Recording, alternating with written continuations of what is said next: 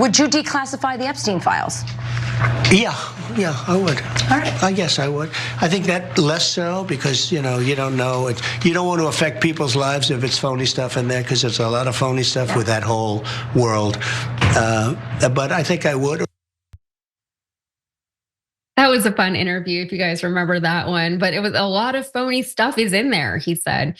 So in the interview, he was asked if he would be willing to declassify a lot of files if and when he became president. He said, yeah, JFK, sure. Alien, sure. Epstein, though, maybe, let's be smart about this. Let's not be too hasty with this. But, the obvious implication there was that he doesn't want that particular file released because his name is on the Epstein list, most likely. I mean, we already see pictures of the two of them together, but we actually do have confirmation from his own attorney general that yes, Donald Trump is on the list. This is a headline, says Donald Trump named in Jeffrey Epstein flight logs released by his own attorney general. And according to the logs, Trump flew with his then wife, Marla Maples, and daughter, Tiffany, with Epstein twice.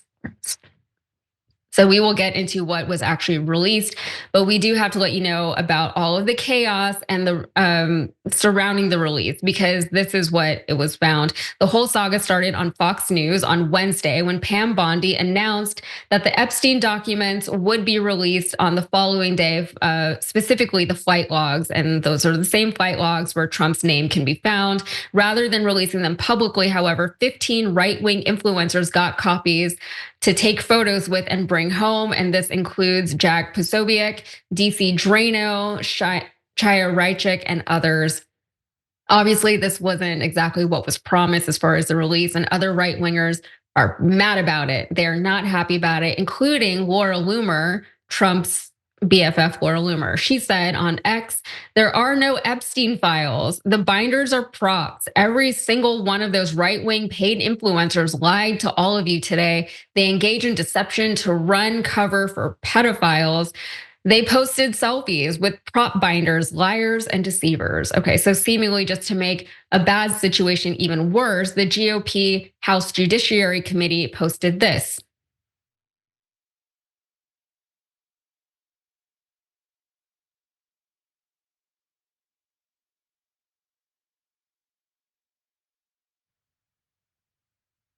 Oh, they rickrolled him. How fun. It's been a while since I've seen a rickroll. Wouldn't have expected it here, but that's what I get. So let's get this all straight.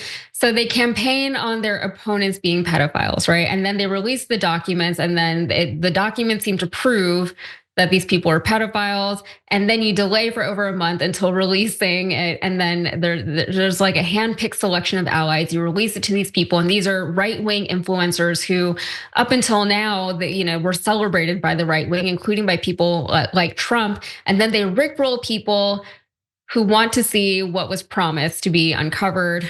So a lot of it doesn't make a whole lot of sense. It's hard to keep track of. It's hard to keep track of all of the cognitive dissonance and all of the reversals. There is no loyalty either with these people. So what is their solution to all the backlash? They want to blame the deep state for all of this, of course, because that's what they do. Reporting from The Independent said in a public letter, Bondi asked newly confirmed FBI Director Kash Patel to investigate why, after repeated requests for their release, thousands of documents related to the Epstein probe had allegedly been withheld.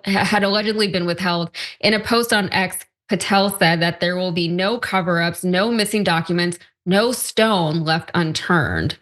So the government, though, however, is controlled by Elon Musk and it's controlled by Donald Trump. So Jordan, do you have any thoughts on the situation so far? What do you make of this?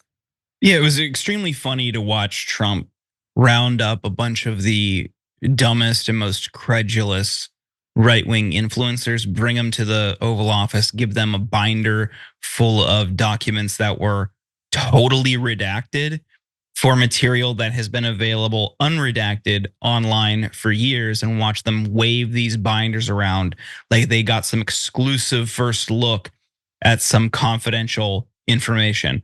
It was a stunt. They are clearly trying to cover up the contents of those documents. As you reported, Trump has known Epstein, or did know Epstein, he associated with him, I can't imagine that he is comfortable with any connections that he has being included in any of those documents. So what we'll see is heavily redacted or partial information. I saw someone call it the Twitter files for the Epstein documents. It is somebody, or it is a similar practice where they give partial and selective information to accommodating or sympathetic figures who will then go out and help spin the narrative.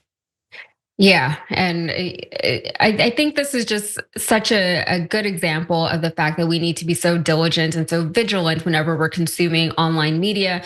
Even if you're watching this show, like just be careful. We do our best here to give you accurate and good information, but that doesn't mean you shouldn't read more into the things that we say here. So the Trump Epstein revelations that were is being reported by people reviewed the flight logs and found that Trump's name was listed a total of 7 times. He was mentioned on page 24 of the first flight log dated October 11th, 1993. He was also mentioned twice on page 27, along with his then wife, Marla Maples, their daughter, Tiffany Trump, and a nanny on May 15th, 1994. All 3 of those dates had J.E., Jeffrey Epstein, listed on the same flights as Trump.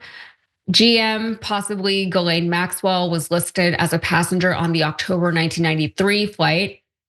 So here is what was actually released. The roughly 200 pages of documents that Ms. Bondi released on Thursday contained little new information pointing to wrongdoing by anyone other than Mr. Epstein, a registered sex offender who died in jail. The document dump largely consisted of flight logs for Mr. Epstein's planes, long ago made public, and contained information for hundreds of associates, along with brief descriptions of items found at his residence. So it's a little confusing because it seems they want to deliver on this thing, so they want to appear as if they don't have anything to hide.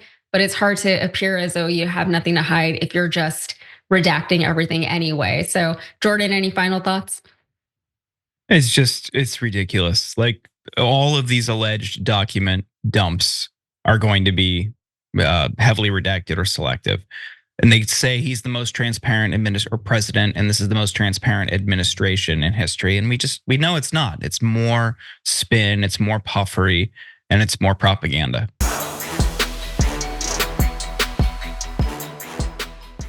Thanks for watching our video. Did you know that you can support our show by becoming a subscriber? Just click the subscribe button and also ring the bell so that you get notifications when we're live or when we post new content.